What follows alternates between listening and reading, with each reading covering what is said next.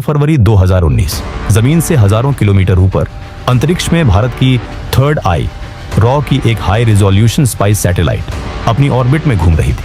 अचानक एक encrypted command upload होती है। सैटेलाइट अपने पुराने पाथ से हटती है और उसका फोकस पाकिस्तान के खैबर पख्तूनख्वा इलाके के एक सुनसान पहाड़ी इलाके पर लॉक हो जाता है।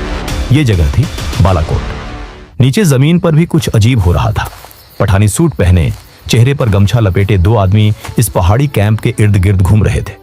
ये आम पठान नहीं थे, ये रॉ के एजेंट थे। इन एजेंट्स ने जो देखा उसने उनके भी रोंगटे खड़े कर दिए। ये कोई मामूली कैंप नहीं था, ये एक किला था जिसे जंगलों के बीच छुपाया गया था। यहाँ ट्रेनिंग चल रही थी।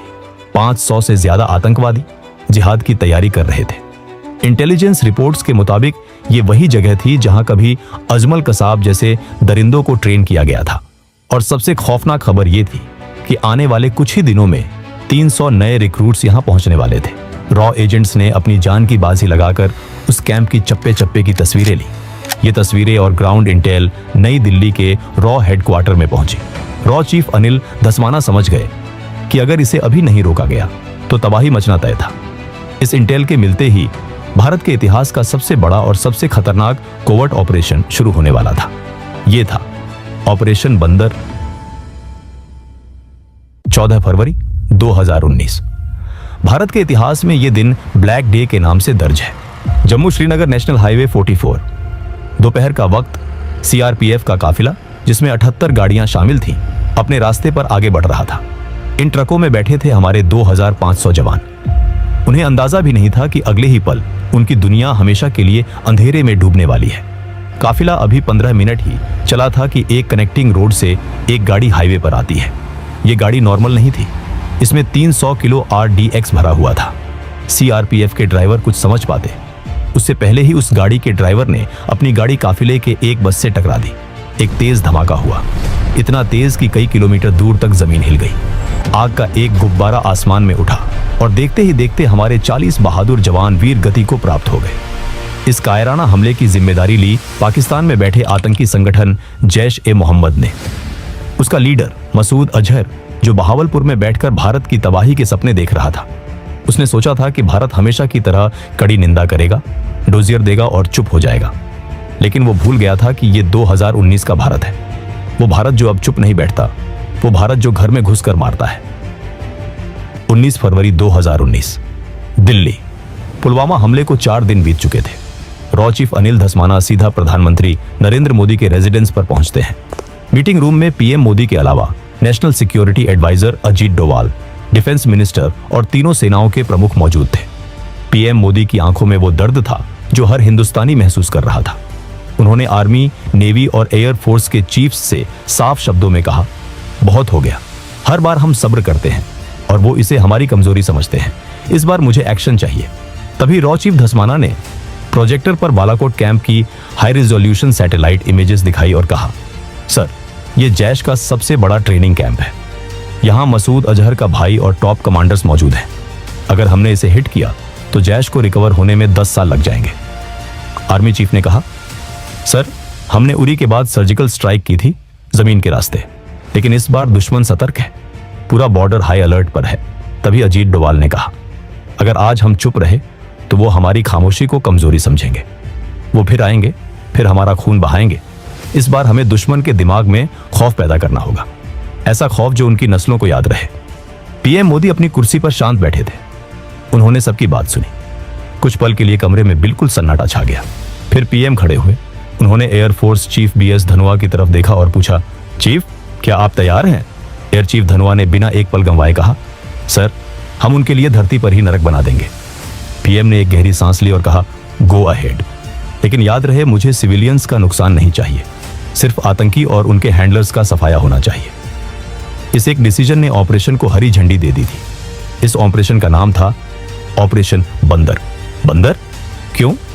क्योंकि रामायण में लंका को जलाने का काम हनुमान जी ने किया था और आज रात IAF की वानर सेना आतंकियों की लंका जलाने निकली थी।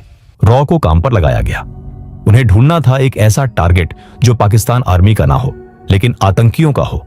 एक ऐसा टारगेट जहां सिविलियंस ना मरे लेकिन टेरर का इंफ्रास्ट्रक्चर तबाह हो जाए। रॉ की इंटेलिजेंस फाइल्स से एक नाम निकल कर आया, जावा टॉप बालाकोट। खैबर पख्तूनख्वा के घने जंगलों में एक पहाड़ी के ऊपर जैश ए मोहम्मद का सबसे बड़ा ट्रेनिंग कैंप। वहां मसूद अजहर के भाई और टॉप कमांडर्स की मौजूदगी की खबर थी। यह LOC से 70 किलोमीटर दूर था। वहां तक पहुंचने का मतलब था पाकिस्तान के पूरे एयर डिफेंस सिस्टम को भेदना। पाकिस्तान को डर था कि भारत फिर से सर्जिकल स्ट्राइक करेगा, इसलिए उन्होंने अपनी पूरी फौज बॉर्डर पर लगा रखी थी। उन्हें सपने में भी अंदाजा नहीं था कि भारत इस बार जमीन से नहीं, आसमान से मौत बरसाएगा। प्लान सेट था, अब बारी थी एग्जीक्यूशन की। 20 से 24 फरवरी तक बेंगलोर में होने वाले एरो इंडिया शो को कैंसिल नहीं किया गया। दुनिया को दिखाने के लिए एयरफोर्स चीफ और बड़े ऑफिसर्स वहां पार्टियां अटेंड कर रहे थे, स्पीच दे रहे थे। मीडिया को लगा कि भारत शायद डिप्लोमेटिक प्रेशर बनाएगा, लेकिन असली एक्शन चल रहा था ग्वालियर एयरबेस पर। ग्वालियर में मिराज 2000 जेट्स का स्क्वाड्रन मौजूद था। अचानक ग्वालियर बेस को सील कर दिया गया। बहाना बनाया गया कि वहां कोई रूटीन इंस्पेक्शन है। पायलट्स को मोबाइल फोन यूज करने की मनाही थी। उन्हें अपनी फैमिलीज को भी बताने की इजाजत नहीं थी कि वो कहां जा रहे हैं। साथ ही कश्मीर और राजस्थान बॉर्डर पर IAF ने अपने जेट्स को लगातार उड़ाना शुरू कर दिया। रोज रात को जेट्स उड़ते, बॉर्डर के पास जाते और वापस आ जाते। ये एक साइकोलॉजिकल गेम था। पाकिस्तान के रडार ऑपरेटर्स रोज ये देखते और सोचते कि शायद ये नॉर्मल पेट्रोलिंग है। धीरे धीरे उनकी सतर्कता कम होने लगी। वो इस पैटर्न के आदी हो गए। ISI के एजेंट्स जो भारत में फैले हुए थे, वो भी कंफ्यूज थे। कोई सॉलिड इंटेल नहीं मिल रही थी। पायलट्स को क्रिस्टल मेज मिसाइल्स और स्पाइस 2000 बम्स के साथ ट्रेन किया गया। पायलट्स को क्रिस्टल मेज मिसाइल्स और स्पाइस 2000 बॉम्ब्स के साथ ट्रेन किया गया। स्पाइस 2000 एक ऐसा बॉम्ब जो बिल्डिंग की छत में छेद करता है, अंदर घुसता है और फिर फटता है, ताकि बाहर का ढांचा खड़ा रहे लेकिन अंदर सब कुछ राख हो जाए। 26 फरवरी 2019 रात के 3 बज रहे थे। मौसम खराब था, बादल घने थे और बारिश हो रही थी। एयरफोर्स चीफ धनुआ दिल्ली के वॉर रूम में बैठे थे। उनके मन में एक ही डर था, क्या मौसम की वजह से मिशन कैंसिल करना पड़ेगा? लेकिन किस्मत भी बहादुरों का साथ देती है। बारिश रुक गई और कमांड मिलती है, टेक ऑफ। सबसे पहले IAF ने कुछ जहाजों को बहावलपुर और लाहौर की तरफ भेजा। पाकिस्तानी रडार ऑपरेटर्स पैनिक में आ गए। उन्हें लगा इंडिया लाहौर पर अटैक करने वाला है। पाकिस्तान एयरफोर्स ने अपने जेट्स साउथ की तरफ भेज दिए। दुश्मन का ध्यान बढ़ते ही मिराज 2000 का मेन पैकेज चुपचाप नॉर्थ से हिमालयन वैलीज में नीचे उड़ते हुए बालाकोट की तरफ बढ़ा। ये टेरेन मास्किंग टेक्निक थी, पहाड़ों की आड़ में उड़ना ताकि रडार पकड़ ना सके। जैसे ही वो LOC के करीब पहुंचे, मिराजेस ने एल्टीट्यूड गेन किया, टारगेट लॉक किया और 5 स्पाइस 2000 बम्स रिलीज कर दिए। स्पाइस 2000 बम्स सीधे जैश के कैंप पर गिरे।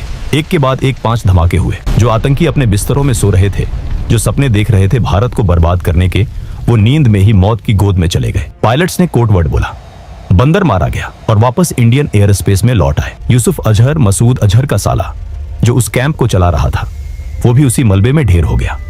उस रात वहां 300 से ज्यादा आतंकी मारे गए। PM मोदी, जो रात भर जाग रहे थे, उन तक खबर पहुंची। उनके चेहरे पर एक मुस्कान थी। 40 जवानों का बदला ले लिया गया था।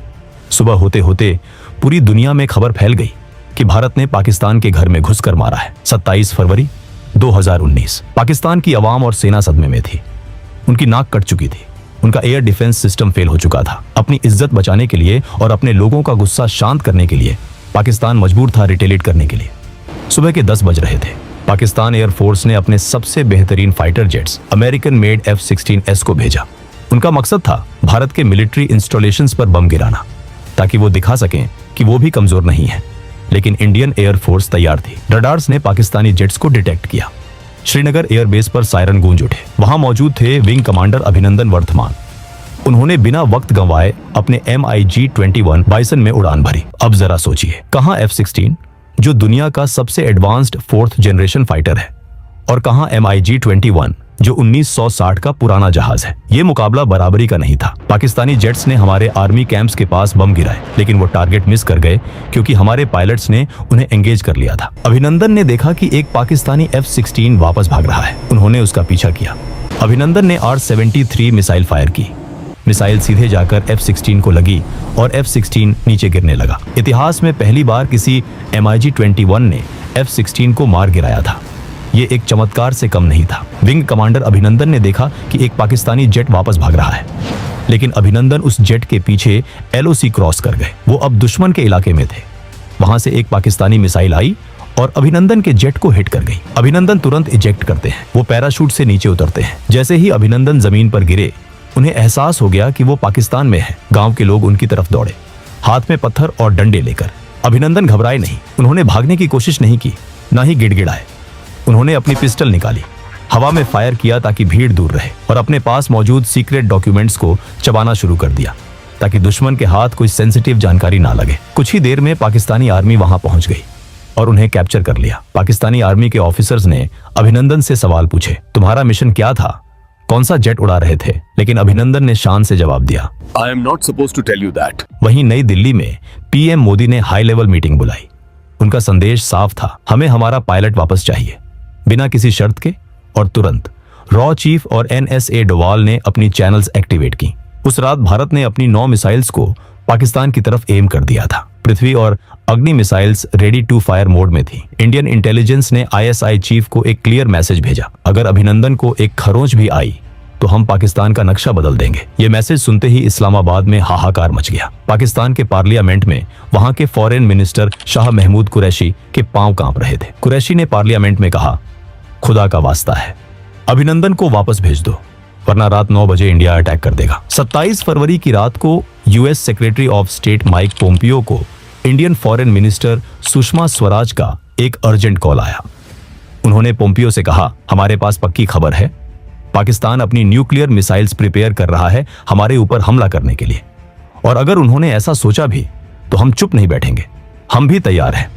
अमेरिका, सऊदी अरब, यूएई सबने पाकिस्तान पर प्रेशर डाला कि सिचुएशन को ठंडा करो और पायलट को वापस करो। साथ ही साथ इंडिया ने अपना रुख साफ कर दिया था, अगर हमारे पायलट को एक खरोंच भी आई तो बालाकोट तो बस ट्रेलर था, पिक्चर अभी बाकी है। इंडिया ने अपने नेवी शिप्स को कराची की तरफ मूव करना शुरू कर दिया था। मोदी सरकार ने क्लियर कर दिया था, नो नेगोशिएशन, पायलट वापस चाहिए बिना शर्त के। प्रेशर काम कर गया। 28 फरवरी को पाकिस्तान के पीएम इमरान खान ने पार्लियामेंट में खड़े होकर अनाउंस किया कि वो पीस जेस्चर के तौर पर अभिनंदन को रिहा कर रहे हैं।